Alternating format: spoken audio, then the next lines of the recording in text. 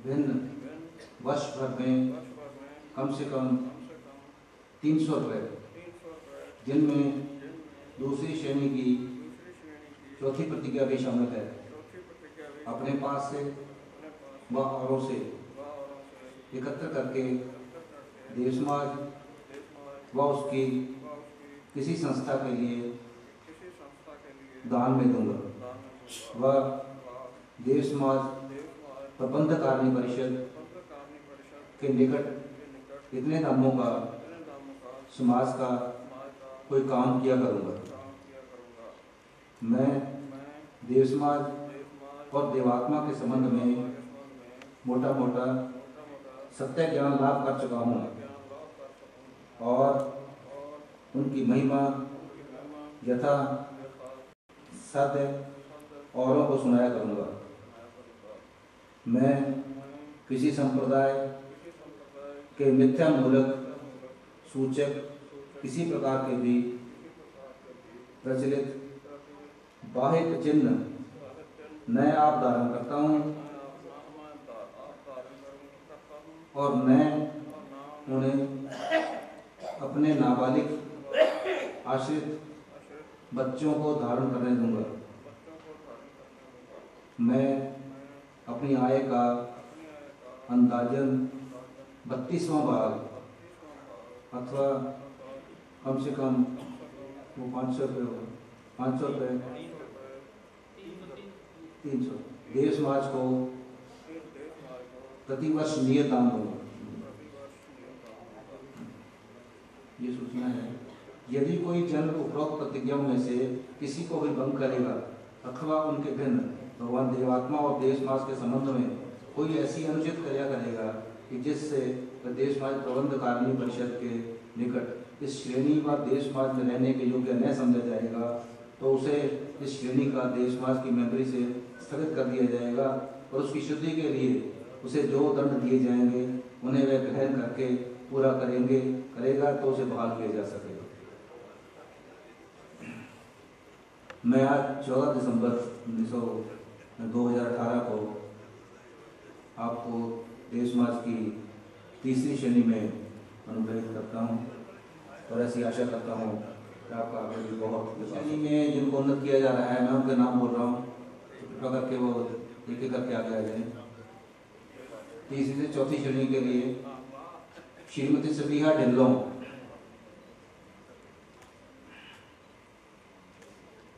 श्रीमती सबिहा जी ढिल्लों चंडीगढ़ से, श्रीमन वेद प्रकाश जी रामपुरा पुल से,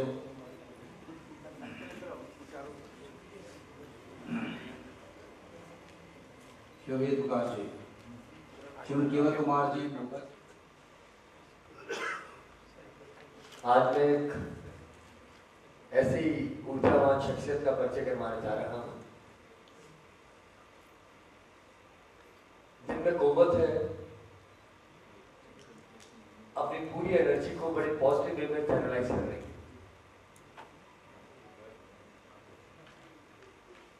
वो शख्सियत है सबिहा ढिल्लों पांडे। सबिहा के बारे में कुछ कहने से पहले मैं कम पंक्तियां कहना चाहता हूं कि परिंदों को तालीम नहीं दी जाती उड़ान की, परिंदों को तालीम नहीं दी जाती उड़ान की, वो तो खुद ही समझ जाते हैं ऊंचाई आसमान। आप जिस परिवार से संबंध रखती हैं, उस परिवार के जो मुखिया हैं, हमारे माननीय सेक्रेटरी साहब, हम पिछले 3 दिन से उनके मुख से एक बहुत अद्भुत बात सुन रहे हैं कि जो मेरे पास होगा, जो जिसके पास होता है वो वही देता है। मेरे पास देव समाज और देव समाज का दर्शन है, और मैं अपने बच्चों को उसके अलावा और कुछ नहीं दे सकता। ये उसकी साक्षात प्रमाण है कि आपने अपने उस विरासत को, अपनी संस्कृति को, जो देव समाज पर आपका आधिपत्य है, उस शिक्षा को आपने केवल अपने तक संजो के नहीं रखा, बल्कि हाथ बढ़ाकर अपने परिवार के सभी सदस्यों को धीरे धीरे एक साथ जोड़ लिया, एक माला बना दी, ऐसी सशक्त माला जिसको देख के ही उसकी चमक का एहसास हो जाता है। सभी आप वेरी क्वालिफाइड टू, हम जानते हैं, LLB भी किया हुआ है, MA इंग्लिश भी किया हुआ है, कॉलेज में लेक्चरर थी। आजकल देव समाज में 21 सेक्टर में जो स्कूल है हमारा, उसमें स्पेशल कोऑर्डिनेटर, जो चीफ कोऑर्डिनेटर है, उसके पद पर कार्यरत है। और कहते हैं ना, कोई नई सोच के साथ कोई भी व्यक्ति किसी संस्था में जाएगा तो वहां बदलाव के चिन्ह दिखाई देने शुरू हो जाते हैं। मुझे भी बड़ा अवसर मिला, उस स्कूल में 3-4 बार मैं जा चुका हूँ। जो कार्यक्रम देव समाज की शिक्षा से जुड़े हुए हैं और जिसको जमीनी स्तर पर बच्चों के साथ जोड़ के जिस प्रकार इन्होंने शुरू किया, उसका बदलाव जो एक बात सकारात्मक था वो दिखने लगा। छोटे छोटे बच्चे देव समाज की शिक्षा के साथ नर्सरी लेवल से किस तरह जुड़ने लगे, छोटी छोटी घटनाओं के माध्यम से। कल सवेरे ने बच्चों की सभा के जब भजन चल रहे थे तब खुद बताया था कि छोटे छोटे नर्सरी के बच्चे भी रास्ता बदल के चल रहे थे। जब इन्होंने पूछा कि ऐसा क्यों हुआ, आप ऐसा क्यों चल रहे हैं, why you are not moving in the queue line, तो उन्होंने कहा मैडम कल ही आपने पशु जगत के संबंध में बताया था कि रास्ते में कीड़ियाँ होती हैं, चींटियाँ होती हैं, उन पर पैर पड़ सकता है। तो हमें ये समझ आ रहा था कि हम उनकी कैसे रक्षा करें। ये एक छोटा सा परिवार, बड़ी बड़ी बातें तो बहुत सारी हो जाती हैं, बड़े बड़े शब्दों का इस्तेमाल तो हम सब कर लेते हैं, लेकिन ग्राउंड लेवल पे किस तरह काम करना है वो सब ये लोग बहुत बखूबी कर रही है।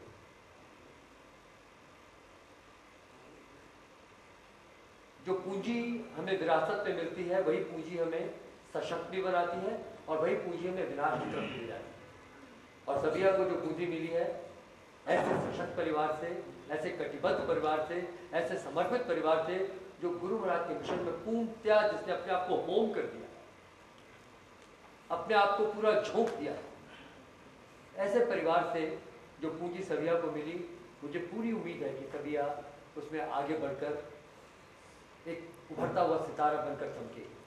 और सबसे बड़ी खूबी जो मैं महसूस कर रहा हूँ, पिछले कुछ समय से मैं लगातार देख रहा हूँ कि आप खुद तो आगे बढ़ी हैं, लेकिन आपने अपने जो पति हैं, अपने हस्बैंड हैं, उनका भी हाथ थाम के धीरे धीरे उनको भी देव समाज की तरफ आगे ले जाना शुरू कर। हमने कभी उम्मीद नहीं की थी, जो शख्स वहाँ बैठता था किसी खास प्रोग्राम में आके या सर की सभा सुनने के लिए, वो पिछली कतार से उठ के मेरे राइट हैंड साइड पे चौथी 5वीं पंक्ति तक पहुंच गया है और सिर्फ 5वीं पंक्ति से इस डायस का सफर तय कर रहे हैं। और मैं जानता हूँ कि सभी वो जो सफर है बहुत जल्दी तय करवा देंगे। उसका कारण ये है कि जब से मानविंदर जी और सभिया ने मिलके एक हेड ऑफिस को कोऑर्डिनेट करना शुरू किया है, एक दिशा देनी शुरू की है। कई चीज़ें बहुत अस्त व्यस्त थी, ये नहीं हेड ऑफिस नहीं चलता था, काम होता था, लेकिन एक व्यवस्थित सुचारू ढंग से जिस प्रकार से अब हेड ऑफिस काम कर रहा है कि हम इंस्टीट्यूशन में काम करने वालों को भी लगता है, एज ए प्रिंसिपल मैं फील करता हूँ कि now there is a connect, एक कनेक्ट हो गया है हमारा हेड ऑफिस के साथ, और उस कनेक्ट को हम महसूस करते हैं। टाइम टाइम पर अपडेट्स मिलते हैं, टाइम टाइम पर यूजफुल इन्फॉर्मेशन मिलती है, वेबसाइट पे काम हो रहा है, अकाउंट एक आधार स्तंभ के रूप में मानविंदर जी ये काम कर रहे हैं। और ये तभी संभव हो पाया है क्योंकि इनके पीछे एक ऐसी शख्सियत है जिसे हम कहते हैं सभिया ढिल्लों। तो सभिया, मैं तुम्हारे लिए एक कामना करता हूँ कि ये सफ़र बहुत कामयाब हो, और एक छोटे से शेर के साथ एक मुबारकबाद भी देना चाहता हूँ। निगाहों में मंजिलें थी, निगाहों में मंजिलें थी, गिरे और संभलते रहे। निगाहों में मंजिलें थी, गिरे और संभलते रहे। हवाओं ने रोकने की बहुत कोशिश की, मगर चिराग हवा में भी जलते थे। तो आप ऐसे ही टाइम करें, आगे बढ़ें, और जो एक बैटन, जैसे सर रिले रेस का जिक्र करते हैं, वो रिले रेस में जानता हूँ आगे और 3-4 साल की बात है, हमारी छोटी स्मारा भी यहाँ इसी मंच पर डेफिनेटली खड़ी होगी। तो ये हमेशा श्रीमान जी इस बात पर फोकस करते हैं कि देव समाज में सबसे जो मुश्किल काम है वो परिवार के अपने बच्चों को देव समाज से जोड़ना, और ये मैं खुद भी बहुत महसूस करता हूँ। श्रद्धा तो बहुत लोग रखते हैं मिशन के साथ, लेकिन जब जुड़ने की बारी आती है तो पीछे भाग जाते हैं। लेकिन श्रीमान जी ने स्वयं इस बात की साक्षी दी है कि एक एक करके सारे परिवार के सदस्य आगे आते जा रहे हैं, और वो दूर नहीं है। जब कनाडा में जो उनका बेटा है, उनके बच्चे भी बहुत जल्दी सर उस पर प्रयास कर रहे हैं, और मैं जानता हूँ कि वो भी यहाँ पर इसी मंच पर बहुत जल्दी सेवकी की दीक्षा ग्रहण करेंगे। तो ऐसे समर्पित परिवार के ऐसे उभरते सितारे के लिए हम कामना करते हैं कि वो देव समाज के नभ में, उसके क्षितिज में बहुत अपना असर पैदा करे, एक नक्षत्र बन के चमके, और अपनी छटा से अपने छोटों को प्रेरित करे। यही मेरी शुभकामना है सभी आप। Thank you.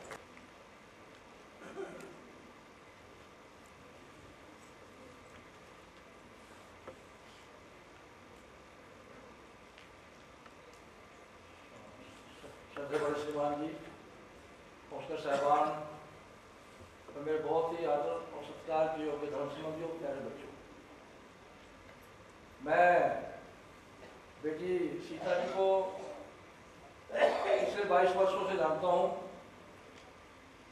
मैं इनके बारे में जैसे ये ऊर्जा अपने ससुराल में भी उसी ऊर्जा के साथ समर्पित रही, और अपने श्रद्धेय पति डॉक्टर रमेश जी को भी इन्होंने यहाँ का सेवकी में ग्रहण करवाया। आप संस्कृत में MA BEd है, अच्छी शिक्षाविद है।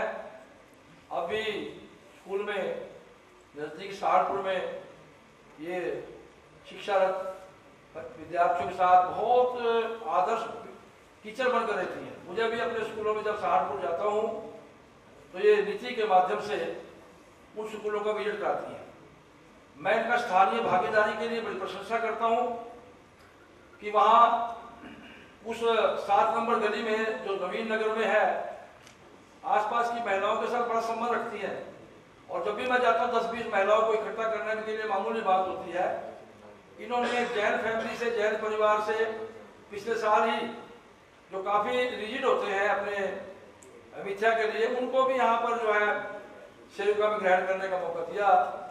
और मैं उम्मीद करता हूँ कि 4थी श्रेणी में माननीय कौंसल ने, विशेषकर श्रद्धेय बड़े श्रीमान जी ने इनको आशीर्वाद देकर के ये देव समाज में एक योग्य व्यक्ति का पदार्पण कराया है, और ये अपने क्षेत्र में देव समाज की शिक्षाओं का अधिक से अधिक प्रचार करके और देव समाज की ऊर्जा को पूर्वकता के साथ जो है रामपुरा जी, ये बहुत सीजनड देव समाजी हैं। मैंने देखा है कि कंट्रीब्यूशन वहाँ पर साधन मंदिर रामपुर में बहुत ज़्यादा है, और ये कहते हैं कि हम रेगुलरली सभाएँ करते हैं। हर संडे को हम ये नहीं देख के कितने हैं, 4 हैं 6 हैं, हम रेगुलरली सभाएँ करते हैं। मैं एक बार गया तो वो मुझे साधन मंदिरों मिला नहीं। तो ये बहुत दिल के बहुत अच्छे इंसान है, बहुत नेक इंसान है। तो मैं समझता हूँ आज ये प्रमोट हो रहे हैं, तो हमारे लिए बहुत खुशी की बात है। मैं 2-3 साल हुए मुझे कहा कि श्रीमान जी वहाँ मंदिर की हालत बड़ी खस्ता है रामपुरा में, तो उस पर तकरीबन 2 लाख रुपया लगेगा। तो मुझे नहीं कहा कि आप सारा दे दो, कहने लगे मैं 1 लाख रुपया जमा करा देता हूँ, 1 लाख रुपया समाज दे देगा। तो ये चाहे किसी के लोग तो मैं देता हूँ। फिर इन्होंने हमें कहा कि श्रीमान जी वहाँ सिलाई मशीन का केंद्र खोल सकता है, क्योंकि हम चैरिटेबल सोसाइटी हैं। तो फिर हमने इन्हें 4 लाख रुपया और दिया कि ये सिलाई सेंटर खोल दें, और उसके लिए कमरा भी कुछ बनाना था वो भी बना दिया, वो भी हमने ले लिया। तो वो सिलाई सेंटर भी है, और उसके साथ ये बच्चों को नीति कराते हैं, और बच्चों को एक साथ कुछ गेम भी खेलते हैं। और जब ये स्कूल में कोई फंक्शन होता है उसमें प्राइज़ देने होते हैं, तो ये कई हजार रुपया पास से दे के प्राइज खरीद लाते हैं।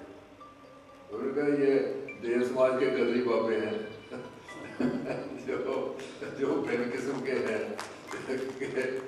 तो ये मुझे बहुत इनको मिल के खुशी हुई। तो मैंने पिछले दिनों कहा श्रीमान जी हमारे पास कर्मचारी नहीं है, अब कर्मचारी क्यों नहीं बन जाते? कहते श्री भाई बन जाता हूँ। तो ये कर्मचारी भी बन रहे हैं। और मैं अब एक बात आप सबसे कहना चाहता हूँ, वो ये है कि हम विकासशाला खोलने जा रहे हैं। मैंने ये नए लोग या नए लड़के आते हैं, इतने पढ़े लिखे आते हैं और इतने व्यवसाय हैं। जो राजू हैं इनको हमने किसी स्कूल में नौकरी दिलाई। इनको मैंने कहा आप प्रचार विभाग के लिए तैयार हों। तो हमारे पंडित जी बैठे हैं तेजराम जी, ये कमाल के इंसान है।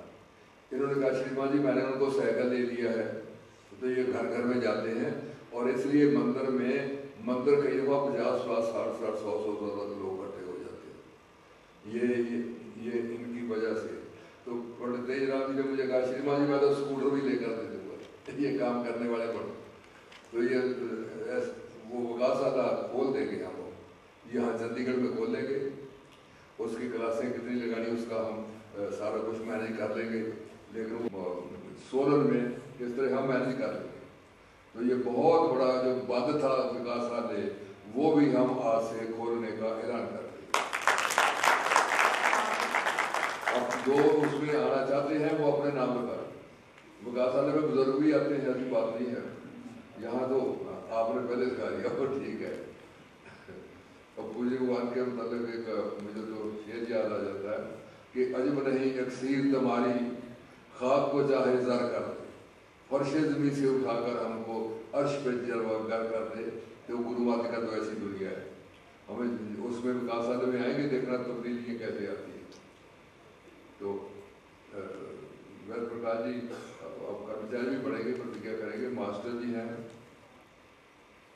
केवल कुमार जी, इन्होंने मुझे एक बात कही जब ये रिटायर हुए तो मैंने बड़ा मौका कहने लगे श्रीमान जी मैंने जब तक टीचर रहा या जब 50-60 हज़ार रुपये कितना पेंशन भी देते हैं रिटायर हो गए, तो तब तक मैंने वहाँ कोई देव समाज से ज़्यादा लाभ नहीं उठा सका। मैं तो टीचर काम करता रहा।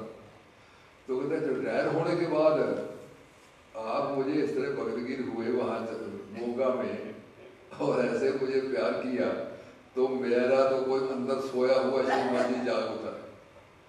तो मुझे लगता है मैं अपना बहुत कुछ लगाऊं देश समाज में, आगे आऊं, आगे काम करूं, मुझे कोई सेवा बताए मैं करने के लिए तैयार हूँ। तो ये धीरे धीरे बहुत देश समाज के साथ जुड़ गए, कमेटी के मेंबर भी हैं और भी इनकी सेवाएं लेंगे। तो ये भी चौथी श्रेणी में बढ़ रहे हैं। तो राजू जी हैं, ये इन्होंने कहा कि वो विकासशाला जो बिल्कुल ही उजड़ा पड़ा था, विकासशाला में भी रखेंगे जाके जो हमारी बिल्डिंग है उसको बहुत बड़ा ग्राउंड बना दिया है। अब लोग सैर करने भी आए तो उनको लगेगा कि ये नया बन गया सारा। डॉक्टर साहब वहाँ के ओवरऑल इंचार्ज है मोगा के, तो इनका बड़ा गाइडेंस इनको मिलती है। तो आपको नौजवान उत्साही मिले हुए हैं आदमी, तो उससे मेरा और ज़्यादा तरक्की होगी। तो राजू तो ये इंटेलिजेंट बड़ा है, साहस बड़ा है, इसमें स्कीमें बड़ी इसको सूझती हैं। और मैंने करना है बधाई थी कि पिता के लिए